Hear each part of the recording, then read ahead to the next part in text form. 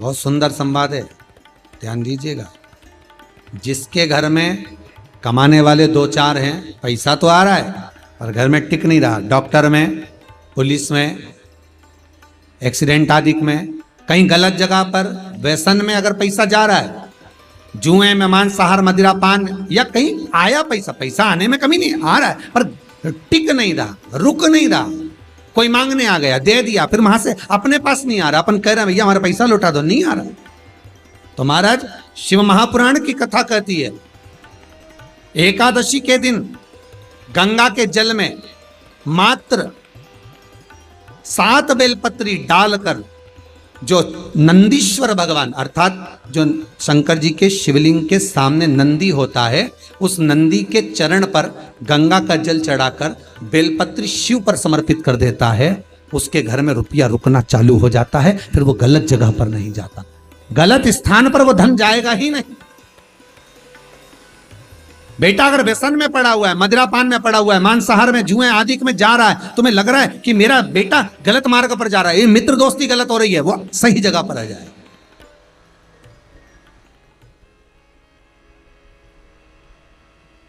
करना है एकादशी। कई लोग इसको धन के लिए भी करते हैं, संपदा के लिए, संपदा के लिए अर्थात जिसका व्यापार नहीं चलता, जिसके घर में पैसा नहीं आता, या नौकरी नहीं लग रही, या सर्विस नहीं लग रही, आप अप्लाई कर रहे हो, जगह जगह जाकर इंटरव्यू भी दे रहे हो और पैसा नहीं आता, तो उसके लिए भी प्रयास किया जाता है। पर उसके लिए यहाँ पर जो धन के लिए करते हैं, उसके लिए विष्णुपदी के लिए करते हैं। मतलब जैसे गंगा के जल में तुलसी के 11 पत्ते डाले जाते हैं।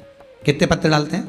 11 तुलसी के पत्ते डालते हैं, और उसको किसी भी नारायण के मंदिर में, राम कृष्ण शिव, शंकर नहीं, राम कृष्ण भगवान विष्णु, दत्त आदि जितने नारायण के मंदिर हैं, उस मंदिर में किसी भी पात्र में, एक छोटे से पात्र में उसको भरकर रखी आती महाराज, उससे भी जॉब, सर्विस, नौकरी में सफलता प्राप्त हो जाए। परंतु वो भी एकादशी को ही होता है। कुछ देर तक पात्र को रखा जाता है, फिर वही पात्र का जल किसी भी वृक्ष के नीचे डाल दिया जाता है, उससे भी नौकरी के लिए फायदा मिलता है। गंगा का जल कोई साधारण नहीं।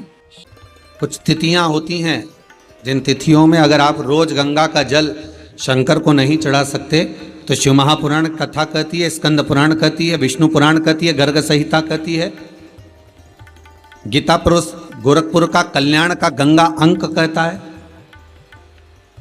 कि कुछ तिथियां भारत की भूमि पर ऐसी वर्णित है, जिन तिथियों में भी गंगा का जल हम शिव को अगर एक बूंद भी समर्पित कर रहे हैं, गंगा का जल मात्र एक आधी चम्मच भी, आचमन जितना भी अगर हम शिव को समर्पित कर रहे हैं, तो उसका सुख आनंदित है। जैसे पंचमी तिथि, नवमी तिथि, दशमी तिथि, एकादशी, प्रदोष, पूर्णिमा, अमावस्या, ये तिथियां हमारे यहाँ जो दी गई हैं, इन तिथियों में अगर हम गंगा का मात्र थोड़ा सा जल भी अगर जल के पात्र में डालकर गंगा जी का जल थोड़ा सा भी शिव के पास लेकर जा रहे हैं, तो ये एक भाव अपने भीतर होना चाहिए कि आप केवल गंगा का जल साधारण शिव मंदिर में समर्पित नहीं कर रहे हो, आप गंगा का जल भले अपने घर से लेकर जा रहे हो और थोड़ा सा भी जल ले जाकर अगर शिव को समर्पित कर रहे हो, तो तुम्हारे भीतर ये भाव होना चाहिए कि मैं गंगोत्री से जल भरकर सीधे रामेश्वर में ले जाकर गंगा के जल को समर्पित कर रही हूँ। श्रावण के महीने में या अन्य महीने में आप शिव को समर्पित कर रहे हैं, ये आपके भीतर एक भाव उत्पन्न होना चाहिए। महाराज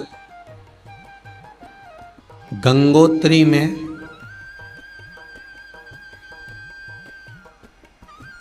आप लोग गए होंगे, कई लोग गंगोत्री, बद्रीनाथ के जो 4 धाम हैं, यमुनोत्री, गंगोत्री, केदार और बद्रीनाथ, उन 4 धाम में से एक धाम का स्मरण अगर हम करें, गंगोत्री का,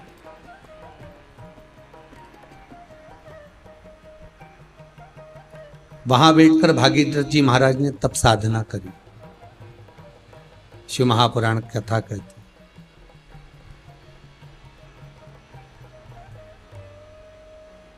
क्या गलती हो गई थी? राजा सगर जब यज्ञ अनुष्ठान किए, अश्वमेघ यज्ञ करे, उसका यज्ञ का जो अश्व था वो इंद्र ने चुरा लिया था। इससे पहले की एक कथा में कहा था आप जब जब कोई अनुष्ठान करेंगे, कोई तप करेंगे, कोई साधना करेंगे, कोई भजन करेंगे, कोई कीर्तन करेंगे, तो उसमें आपके व्रत वाले दिन इंद्र स्वयं जान कर आपको क्रोध दिलाते हैं। क्यों क्रोध दिलाते हैं? जिससे आपके मुख से अपशब्द निकले, अपशब्द। शिव महापुराण के अंदर एक बार को नैमिषार की कथा में जब 108 शिव महापुराण की कथा रखी थी, तो उसमें एक बात कही थी, जिस दिन अपने पूर्वजों का आप श्राद्ध करें, जिस दिन किसी ब्राह्मण को आप भोजन कराएं, जिस दिन आप गुरुजन के चरणारविंद में जाएं, जिस दिन आप यज्ञ कर रहे हो, आपके घर में अनुष्ठान कर रहे हो, आपके घर में सत्यनारायण जी की कथा कर रहे हो, आपके घर में आप पूजन कर रहे हो, आप शिव स्तुति कर रहे हो, आप शंकर का अनुमोदन कर रहे हो, आप शंकर जी का पूजन करने जा रहे हो,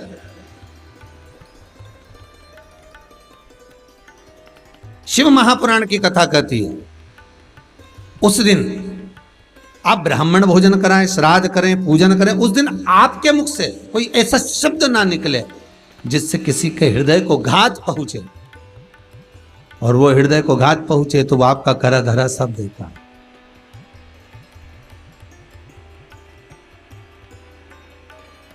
पहले भी काज फिर कहते हैं, आप मंदिर में अगरबत्ती लगाएं ना लगाएं, आप मंदिर में दिया जलाएं ना जलाएं, आप मंदिर में चंदन लगाएं ना लगाएं, आप भगवान को जल चढ़ाएं ना चढ़ाएं, आप भगवान को पुष्प चढ़ाएं ना चढ़ाएं, पर इतना बात जरूर याद रखना कि आप इन सब चीज से बढ़कर है कि किसी का दिल ना दुखाए।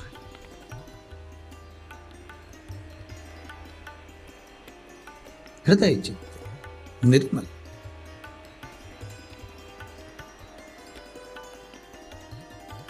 ये चित्तवृत्ति निर्मल, फिर जो सुख मिलेगा, वो आनंद जो मिलेगा वो अलग ही रहेगा, अलग।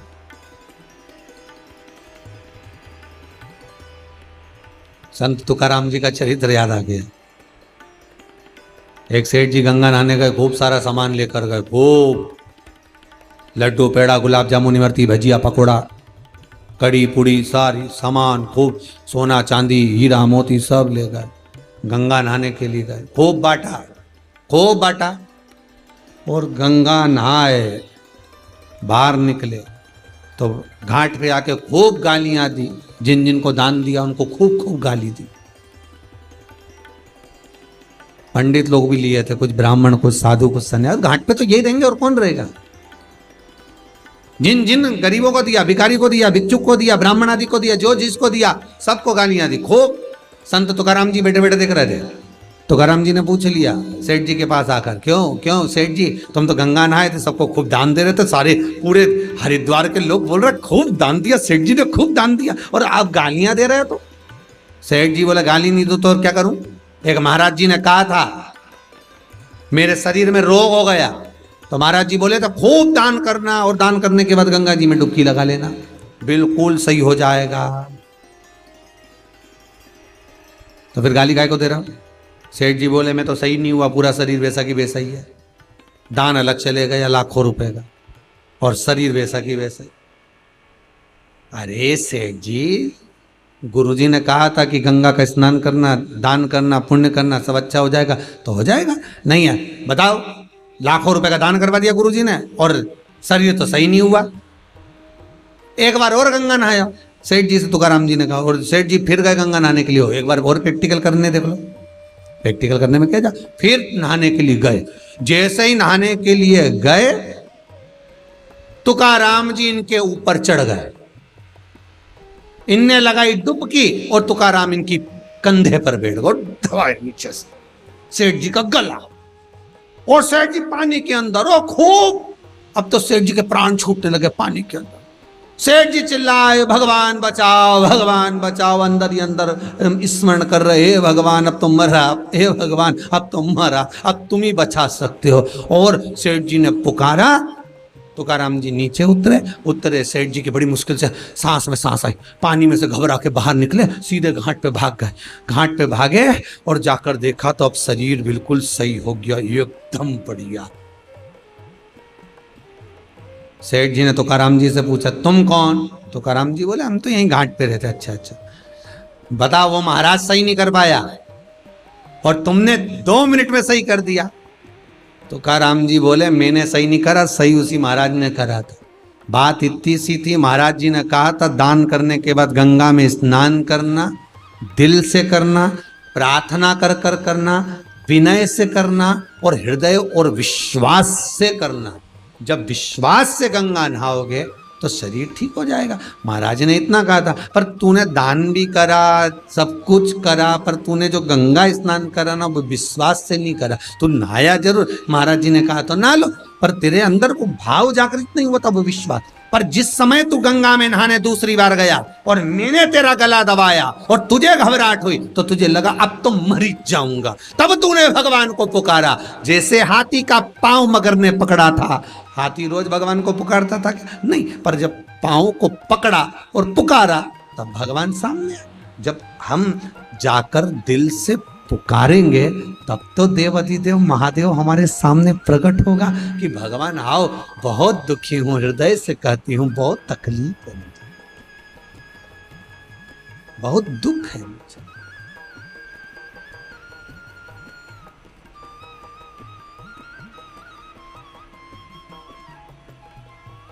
बहुत तकलीफ। भगवान को दिल से पुकारोगे भगवान आए। अब जब तुम दिल से ही नहीं पुकारोगे, तुम्हारी चित्तवृत्ति में, जब हृदय चित्त में भगवान संजोएगा ही नहीं, भगवान को पुकार ही नहीं पाओगे तो भगवान मिलेगा। अरे फिर कहूंगा, श्रावण के महीने में आप पूरे मोहल्ले में, नगर में, कॉलोनी में, सोसाइटी में, जहां चाहो वहां देखना लोग चंदन लगाए मिलेंगे। लोग खूब शंकर जी की आराधना, रुद्राक्ष की माला, ये वो, और खूब बाबा के भस्म लगा के भगवान को रिझाने का प्रयास करेंगे। पर भगवान जानता है कि ये बरसाती मेंढक है। भगवान को मालूम है ये केवल बरसात में आएगा, चंदन वंदन लगाएगा, को नोटंकी करेगा, नाटक करेगा, महादेव और करना और दंडवत करना और लोटा भर भर के स्नान कराना, सहस्त्र धारा का अभिषेक कराना और हजारों बेलपत्र समर्पित कर देना, ने भांग का प्रसाद बढ़ो, ने खिचड़ी का प्रसाद बढ़ो, ये करेगा नाटक। शंकर जी के सब मालूम है, इसलिए तो शंकर जी आंख बंद करके बैठा है। पार्वती जी तो कई बार बोलती है इतना बड़ा भगत आया तुमने आंख नहीं खोली। भगवान बोले फालतू की बात मत कर, चुपचाप बैठी रहे। आपने नहीं बोलना है कि बीच में, बिल्कुल नहीं बोलना, ये क्या कर रहा है इसको करने दो, आपने नहीं बोलना। नवरात्रि आए, मैं तो नंगे पैर व्रत रखूंगी, मैं तो लौंग नहीं खाऊं, मैं तो पानी नहीं पीऊं, मैं तो ये नहीं करूं। तो भगवान बोले तू कुछ मत कर, भजन तो कर। ने नाटक इतना बड़ा करा, ने भजन के टाइम पे बस 2 टाइम आरती कर दी, जय अम्बे गौरी, जय श्यामा गौरी, 2 टाइम आरती करे और दिन भर फरियाल चरे। भगवान भी सोचे काई मत। इसीलिए तो आपको बार बार कहते हैं दिन भर चरो, एकादशी करो। सावन के महीने में भी हम नहीं बोलेंगे तुमसे कि तुम व्रत करो, हम तो ये कहेंगे खूब प्रेम से खाओ पर भगवान का गुण गाओ। एक पक्षी जब जब दाना उठाता है तब तब भगवान को नमन करता है, शीश झुका झुका के कि धन्यवाद तूने मुझे खाने को दिया। और हम तो ऐसी छाती ठोक के खाए नहीं, एक बार राम नहीं के कि धन्यवाद तूने खाने को दिया। आज मुझे चावल मिला, कि रोटी मिली, कि पूड़ी मिली, अच्छा मैंने जोरदार कपड़ा पहना, तेरी कृपा। आज मैं खूब आनंद से कथा सुन रहा हूँ, ये तेरी कृपा। हम भगवान को धन्यवाद कब देंगे? हम दें उसको धन्यवाद। तेरा ही दिया मैंने खाया पिया है, तेरा शुक्रिया, तेरा शुक्रिया, ये तेरी कृपा।